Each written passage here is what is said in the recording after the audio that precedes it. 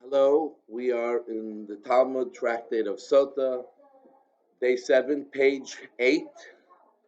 And here the Talmud goes on explaining about details about what happens when you have to take the woman up to the Beis Hamikdash to ultimately put her through the process of drinking the water. So, in the process, when they spoke to her, and they said, "Are you pure? Did anything happen when they saw you in a private room with this person?" And if she says she's pure, then they brought her to the eastern gate. So the Gemara says, "What do you mean you brought her to the eastern gate? That's where she was." So the Talmud explains that actually there was a process. In the process of trying to get her to admit, they wanted to say, "We don't want to go through the process of giving you to drink this potion and erasing God's name to put her in there through the process. We'd rather you admit if you did something wrong. And it's better for you also, because if you admit, you just walk away.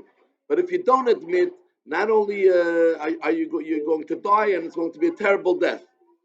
So in the process of getting her to admit, they wanted to make her feel uncomfortable. So they used to walk her around back and forth, like we find also when two witnesses come related to capital punishment. And sometimes they can make up, concoct a story and plan how they're going to corroborate their testimony. But by the Bed Din, the Jewish court, pushing them around and walking them around and making them get a little tired and angsty and anxious a little bit, maybe they'll get them to change their, if they're saying a lie, to admit.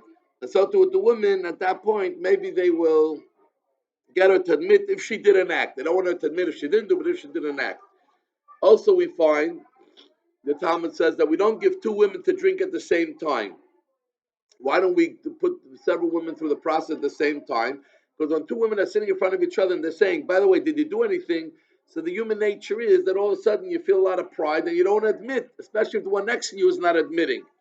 So therefore, we want to make sure that each one has their ability to admit, and there's nothing that is intimidating to do it. Rabbi Yehuda says we know this from a verse, because it says the word "osa," only a woman alone. So we ask, what's the difference if we learn it from a verse, or if the problem is that we don't want one woman to be affected with the false pride by the woman next to her? What happens if we see that the woman is afraid? She's afraid. If she's afraid, we know that the pride is not going to step in over here. She's going to admit if she really did something. But if you believe it's the verse says "osa," only her, we don't go into the reasonings. Even if she's afraid, we don't let her drink. But if we say the reason is because maybe for pride, what happens if she's afraid? There was nothing to worry about. So the Talmud says, but one second, there's another issue. There's an issue that we call that you don't do chavilos, you don't do the mitzvahs chavilos, you don't do a mitzvahs bundled up. Every mitzvah has its own uniqueness, and you have to give each mitzvah its own moment. So you can't just say, "Oh, let's get all the sotas in and let's deal with them in one shot." So the Talmud says that's not a problem, because that's only if you have one kohen administering two women. But if you have two separate kohanim administering two women, you're not doing mitzvahs chavilos, but yet they could be sitting next to each other, and for that reason, there may be that false pride. But if they're not sitting with next to each other, there's no problem of false pride. We also say that you undo your hair. Now, Rabbi Yehuda says in the Mishnah that if she was pretty, you don't semi-undress her. So they used to undress the woman to a certain extent to cover her private parts, but they dress women to a certain extent to make her look ugly and look embarrassed. But if she was pretty, you don't semi-undress her. That's what Rabbi Yehuda said. Why? Because you're worried that the people around who are watching, and we encourage people to come and to watch, they'll be aroused wrongly. So therefore, you don't semi-undress her. So the question is, we find that the rabbis and Rabbi Yehuda have an argument also when someone is being stoned. So one of the capital punishments of the Torah is stoning.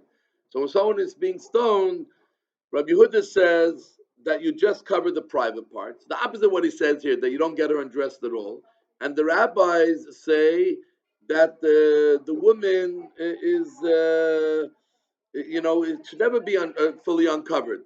And here the rabbis say that you do undress her partially, except the private parts. So how is it that by skila, the rabbis are more stringent, and when it comes to the Sotah, Rabbi Yehuda is more stringent, says don't get her undressed. So the answer is um, that someone is saying to Rabbi Yehuda, it's not a contradiction between here by Sotah, where he says, don't get undressed, and there by skilla, he says, get her undressed. You see, by skilla, by stoning, she's going to die. So there's no concern that he's going to be aroused. Anyone who's watching will be aroused for her because she's not going to be around that woman. As opposed to a sotah, if she drinks the water and she wasn't guilty, she walks away. If she walks away, whoever was aroused may chase her, and that may cause a new problem. You're going to ask, but what happens if the people are aroused and they'll go to be with another woman? So it says, where the rabbis understood the Yetzer Hara, the evil inclination, arouses you for a sin for the person who you're aroused by. But you don't get aroused by one woman for another woman. It's not the way it works. Rava says, obviously, Rabbi Yehuda, we said it's no contradiction. So by, as we explained, by Sotah, where she may walk away, we would say cover her fully so no one will be aroused. But by Skila, stoning, where she's not going to walk away, she's going to be stoned for sure. It's not a problem. The rabbis said the opposite. They said that there's no contradiction between the rabbis and both as well. Because the rabbis said that by Sotah, let her be naked because we want it to be as embarrassed as possible so the women who see her will have a warning saying this is what's going to happen to you if you follow on this path and have an affair with someone you're not supposed to have. But by skila, whoever watches when they get stoned, this is bad enough what they watch, someone being stoned, they don't need any more additional strength or stringency to the stoning by saying by let her be unnaked, as half naked as well. And so therefore the rabbis there say let her be covered. So now the Gemara says, by the rabbis, if they want to give her a strong message for stoning, they should let her be partially undressed and get the stoning. That'll be even a stronger one. So we find it something fascinating. The Talmud says, it says in the Torah, love your fellow like you love yourself. Usually we think that means to love a good person like you love yourself. So we say, no, you have to always love every Jew like you love yourself. And what does that mean? That even if someone is getting capital punishment, still choose him the easier death. So if you give him death, but at least they have the dignity of them being covered, then that's fulfilling the Torah's command to love your fellow like you love yourself. So I'm going to take this and say that the argument between Rabbi Yehuda and the rabbis when it comes to skila is takes on a whole new idea, and that is that there are two things happening. One is that the person is going to be stoned to death. Obviously, a person would rather die quicker than take longer to die. On the other hand, there's the idea of dignity. A person always wants to be dignified. Even in the most harshest situations, people want to be dignified. So the question is, when you have one choice or the other, would a person rather be dignified and even take longer to die? That means to be covered when they get stoned, even though it'll take a little longer to die because the stone has to go through one layer to get to them. Or would a person rather be embarrassed but die quicker? And that is the argument that there is there. So the rabbis Rabbi Yehuda says that by skila, she's partially naked because the person would rather die quicker. The rabbis say, let her be dressed, the person would rather hold dignity and not to die quicker. Then we say that we put the rope around her for the clothes, not to fall. And the question was, is it just a rope or a thin band? And we said the main thing is that it holds her up her dress, not her private parts. So that is the part that we use a rope or a thin band. It doesn't make a difference. Then it tells us whoever wants can see. But elsewhere we're told that only the women should come and see. So the question is, men are supposed to see this woman being going through the process of drinking and then dying if she was guilty, or everyone. So we're told that everyone can come and see. But specifically, we want the women to come and see. So they'll know that they should be careful they don't get into similar situation.